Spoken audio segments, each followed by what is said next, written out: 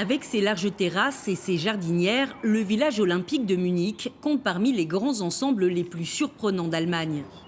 Lorsque Monika Mühlenbeck-Krausen l'a découvert peu après sa construction, le coup de foudre a été immédiat. J'ai obtenu un appartement il y a 45 ans et je ne l'ai jamais regretté. Cet endroit est très particulier et il n'existe pas d'autre quartier au monde où vivent autant d'architectes.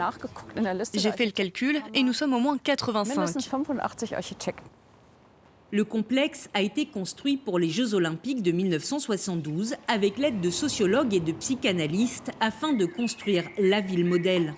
À l'époque, on le surnommait le château de béton et rares sont ceux qui souhaitaient s'y installer. Ludger était l'un des tout premiers habitants. Il y avait effectivement très peu de gens après les JO, mais on pressentait que cela allait devenir un domaine magnifique.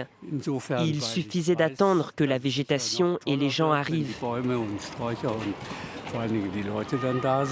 Ici, on vit comme dans un village urbain avec toute l'infrastructure nécessaire mais sans aucune voiture. Le site a été conçu sur 2 niveaux avec une circulation automobile reléguée au sous-sol. Ici, nous nous trouvons juste en dessous de la zone piétonne où nous étions tout à l'heure. Et nous marchons sur une route qui fait partie intégrante du réseau munichois. Les voitures sont uniquement autorisées à circuler ici et on ne les voit nulle part ailleurs. C'est quand même incroyable dans un quartier qui compte 3200 appartements. En 50 ans, le village olympique est devenu un lieu de résidence privilégié pour les familles et les retraités.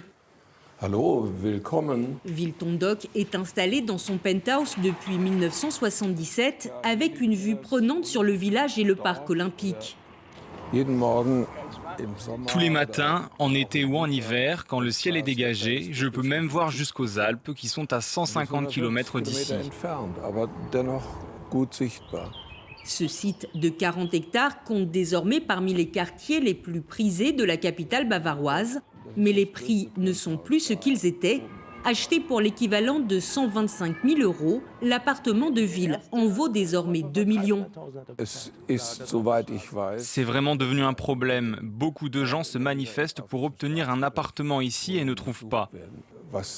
D'autant que la génération des enfants qui ont grandi ici et sont partis s'installer en centre-ville cherche désormais à revenir dans le quartier. Parce que la qualité de vie est quand même meilleure ici.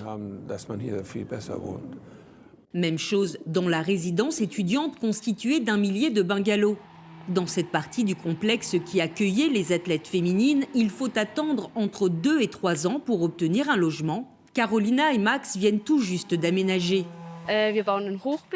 Nous sommes en train de construire une plate-bande sur notre balcon pour y faire pousser des légumes. Ça va être sympa. Située à un peu plus de 6 km des universités et du centre de Munich, la résidence étudiante accueille également de nombreux étrangers. Eri est arrivée début avril. Elle est originaire de Nouvelle-Zélande. Voici ma chambre, qui fait aussi office de bureau. Il y a beaucoup de possibilités de rangement et beaucoup de soleil. J'ai rencontré beaucoup de gens depuis mon arrivée. Il y a beaucoup de Chinois dans ma rue et aussi plein d'autres cultures. Il y a beaucoup d'interactions dans le quartier. C'est très jeune. Mais malgré ces façades pimpantes, l'ombre de l'attentat qui a visé l'équipe israélienne en 1972 continue de planer sur cette utopie architecturale. Au 31 de la Kolonistrasse, une plaque commémore la prise d'otage sanglante des JO de Munich. Un peu plus loin, une sculpture en granit rend hommage aux 11 victimes des terroristes palestiniens. Et rares sont les jours où les habitants du village ne passent pas devant ce mémorial installé en plein cœur du parc olympique. Gerade im Moment ist die Sonne untergegangen und das mörderische Schachmatt im olympischen Dorf ist ferner von einer Lösung denn je. Un lieu d'information et de recueillement auquel ils ont activement participé. Ce lieu a été érigé 40 ans après l'attentat. Cela nous a permis d'accueillir dignement les familles des victimes. J'ai eu le sentiment qu'ils étaient satisfaits de voir que ce lieu rend vraiment hommage à leurs proches. et qu'il remet les choses dans leur contexte historique. Plus d'un demi-siècle après sa construction, l'Allemagne a inscrit le parc olympique de Munich sur la liste indicative du patrimoine mondial de l'UNESCO.